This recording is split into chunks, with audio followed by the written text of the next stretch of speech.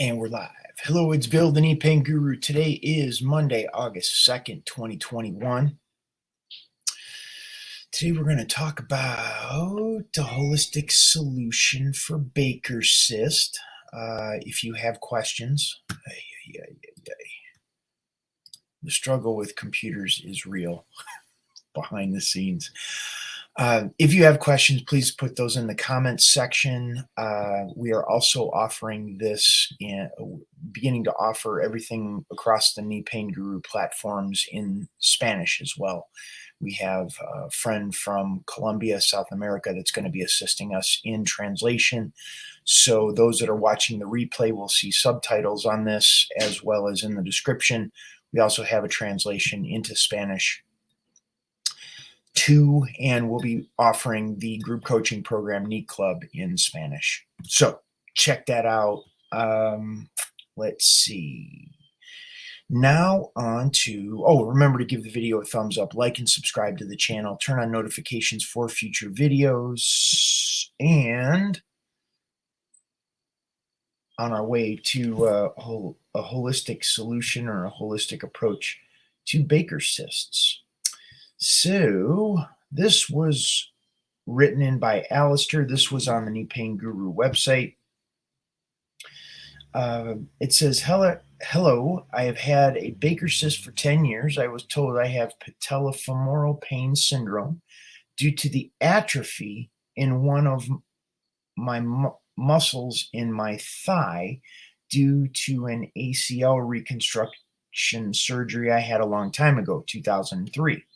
So what they're dealing with is muscle atrophy, patellofemoral pain. So this is pain in the kneecap above the knee or towards the thigh. They're having pain and atrophy, which means the muscle is starting to shrink because it isn't being used correctly. Last year, that muscle atrophied. The muscle that atrophied finally started working. My Baker's cyst is not painful, and it gets bigger and sometimes smaller. Do you have any holistic advice? Well, what I would be looking at is how the whole premise or the whole principle of the Knee Pain Guru approach is structure governs function. So if the body is structurally lining up the way it needs to, then what happens is a lot of the other issues that are being dealt with or addressed or that are presenting itself, like Baker's cyst, will resolve on its own because the body has the alignment to be able to do that. Now, this is going to be different than structural alignment that a chiropractor would look at, because we not only want the bones to be back in place, but we also want to have the muscles, the tendons, the ligaments, the fluid, the fascia in alignment as well. Because if we're just looking at the skeletal system, then there's a lot that's not being addressed. And we learn how to do that by going through comfort to get there. Comfort is the key. Once the body is comfortable, the body is able to reorganize itself. So let's see, holistic advice. So that's what we're looking at. We're looking at what is going on in the knee. We have an ACL reconstruction. We have the muscle that wasn't engaging correctly. The Baker's cyst that's developing, all because of a tension pattern within the knee that is causing a kink in the garden hose being your leg. And there's this tension pattern that is not allowing the lymphatic system to clean out the body correctly, and it builds up this pressure behind the knee. By beginning to create comfort, by getting the knee more aligned with itself, the body is able, just through its own natural movement, flushes the Baker's cyst out on its own. This is how the body works and how the body functions, and by getting the body back, once again, back into alignment, it allows the Baker's cyst, the body to heal the Baker's cyst. A big component of this is the hips and the lower back. If the hips and the lower back are not in alignment, The hips and the pelvis, the hips is the pump of the entire lymphatic system. If the lymphatic system isn't moving correctly, it can't flush out the lymph as it's supposed to, and you have these tension patterns that get stuck in different parts of the body. In this case, we're looking at the knee, and that creates or results in the Baker cyst. That Alistair goes on to say, are there any herbs or salve I can place on it? Well, certainly there's lots of herbs and salve that you can place on it. However, that's going to be topical, and that's going to be, from my perspective, going to be very minimal in terms of how it's going to be addressing what's going on in the knee, as we need to get the structure in place. And that sets up the environment so the body is able to resolve the Baker cyst. And they finish up by saying, thank you, and I really appreciate all you do.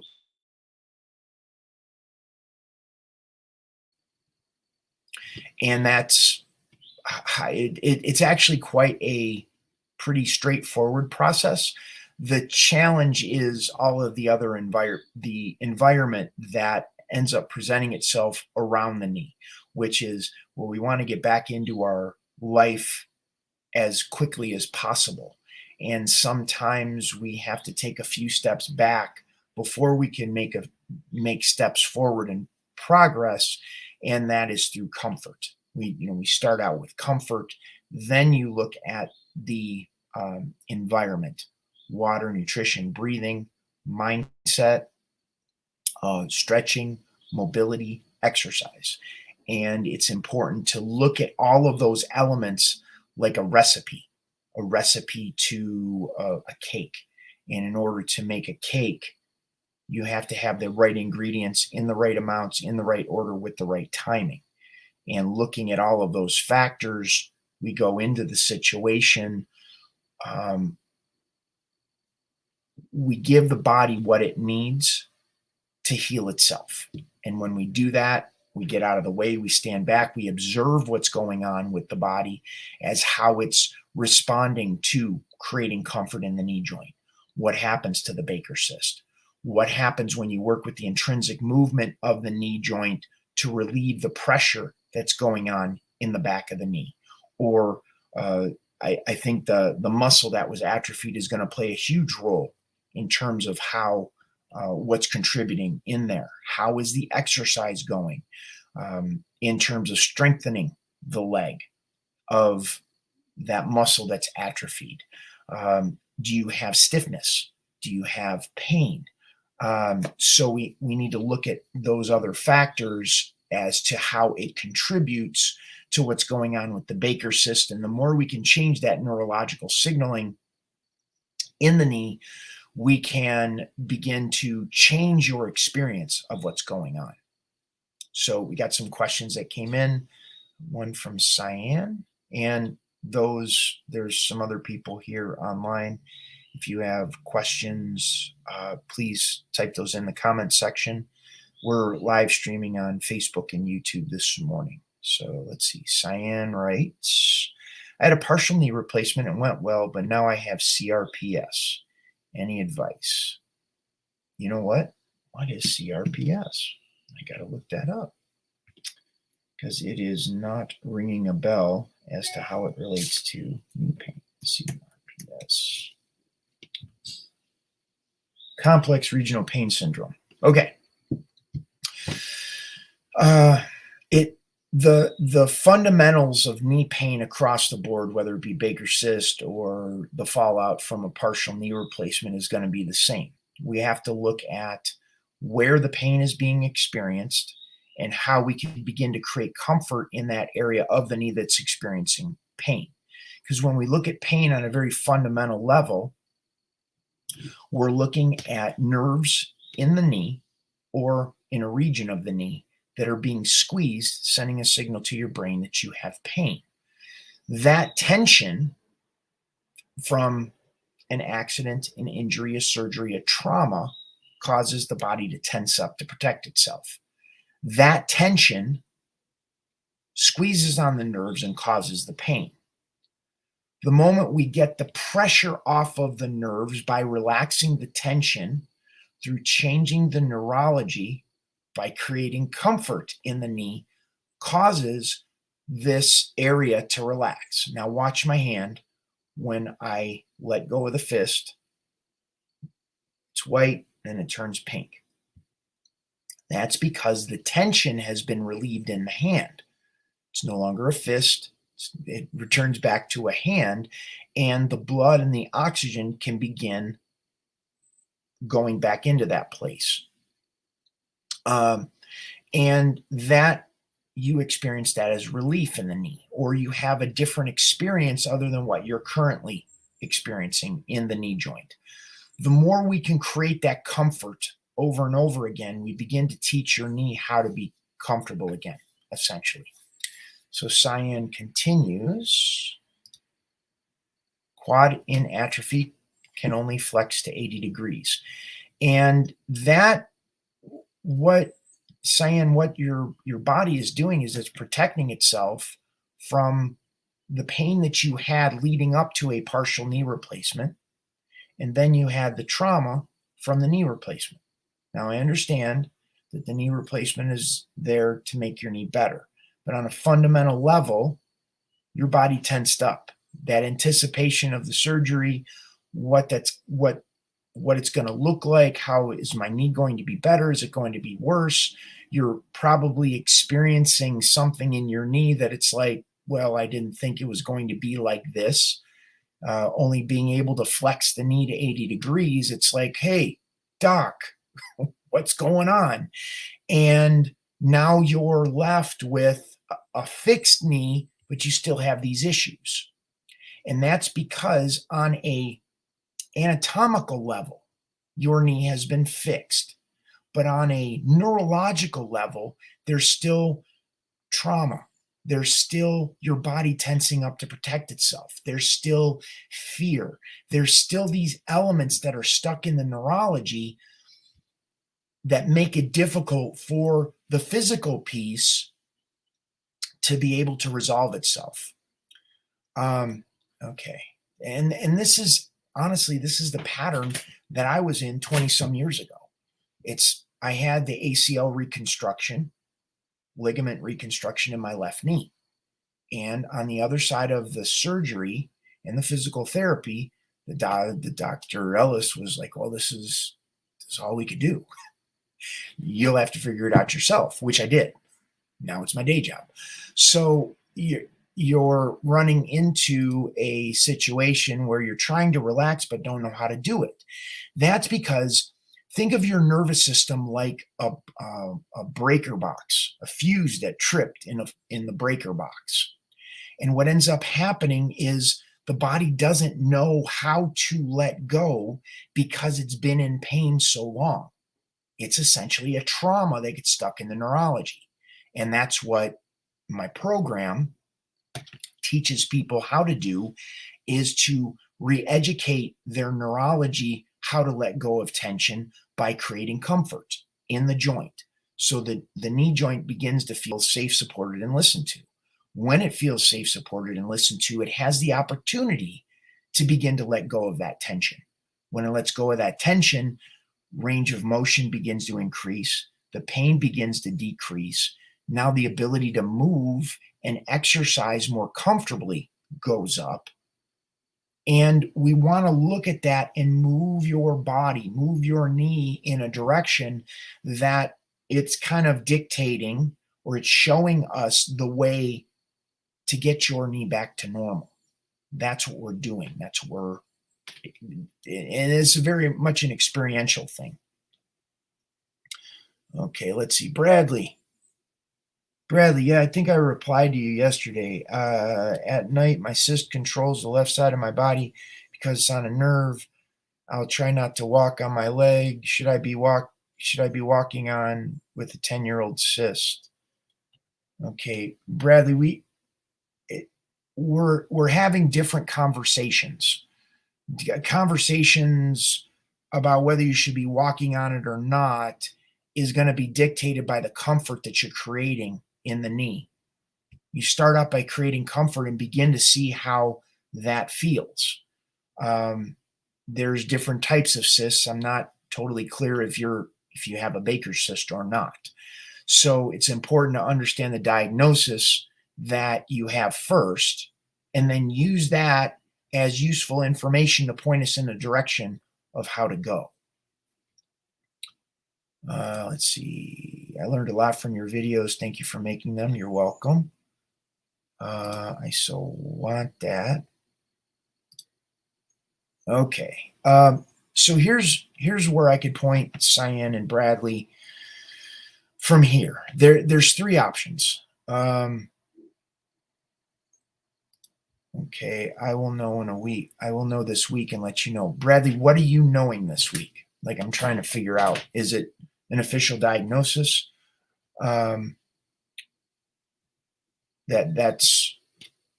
got to check out what that is. Communication needs to be specific. It's in order for me to understand how I can help you. So we got a further conversation needs to be had. More information needs to be gathered. So there's three things those that are watching this video can do to take action. This is all in the description box below, no matter where this video is posted. The first, you can head on over to my website, thekneepainguru.com. I got 13, 14 years of information up on there. You can peruse to your heart's content. There's also, you can schedule an appointment or a consultation. Now, this consultation is not to get you out of pain. This consultation is to gather the information without the emotion that's involved, where I ask you clear questions to kind of develop a strategy for you, whether it be working with the doc's physical therapy, holistic approach. We need to gather all of that information to develop what is your best path out of pain, because the doctor's conversation or the Western medical conversation is somewhat limited because they have drugs, shots, surgery, physical therapy. And if you don't fall in one of those categories, they can't help you. It's important to understand that. What I am offering, what we are talking about here in today's conversation, is outside of the scope of what the docs and the physical therapists are able to offer because of their training. Doesn't mean that they're bad or wrong. It just means you have to fit in their box in order for them to help you, which is why a lot of people like Cyan had the partial knee replacement. Now that it don't have full range of motion in the knee, and they have this complex regional pain syndrome they're dealing with. So there's something that isn't that the conventional medical model is not offering. There is a blind spot in what they're able to help you with. That's what I've studied for the past 2 decades plus. And in terms of how people can get back to normal. You want your knee to feel normal. You want to walk smooth and comfortable, and you don't want to have to think about your knee. That's what they don't provide that. They want to make sure the left leg is as strong as the right leg, and on an X-ray, a CT scan, or an MRI, things look normal. Other than that, they have challenges being able to get you back to feeling like you did when you were younger. Okay, let's see. Bradley said, I was told it was a Baker's cyst, but with an MRI, the doctor should know more. So do you have a lump in the back of your knee? Is that what's going on? Or is it just pain walking? This is where we need to zero in on what's going on in the knee. Cyan says, I will schedule a consultation. Awesome. Great. And but you could see there's specificity in the languaging we need to use. We can't leave things to chance. And that's what happens when we experience pain. The brain kind of checks out. you leave the doctor's office and you get in the car and you're like, oh, I wish I would have asked them this. I wish I would have asked them that, because they need, because of insurance and the way their business model works,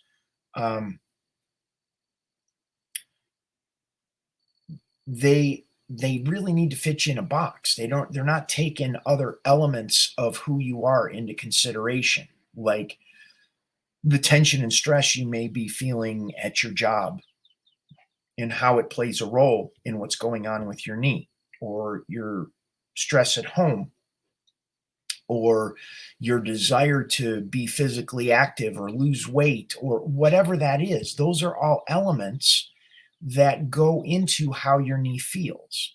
And if you have that, well, I want to achieve this thing physically, yet you have all this other stuff lumped on top that a lot of times you can't talk to your doctor about, because, well, they frankly don't care. They're there to make sure you anatomically things are good, and they don't have a model that goes in and considers other emotional or mental components that are contributing to what's going on with your knee, like maybe a pattern of working out that causes you to go into pain. Or I had a client one time out of Canada. She would get better to a point, but then she'd check out and she would say, well, the pain just keeps coming back. And we talked about it, and here it turns out there was a coworker that her pain in her knee kept her out of work. Her coworker, she didn't want to deal with her coworker. So her knee, on a subconscious or unconscious level, was an excuse why she didn't have to go back to work. Well, once she found that out, things completely shifted and her knee got tremendously better. But it wasn't until she realized, well, that's what was going on. At that point, things started to shift. You're not going to find out about that talking to a doctor or a physical therapist. There's more to us as human beings than we realize. Anyhow, okay, let's see, Bradley.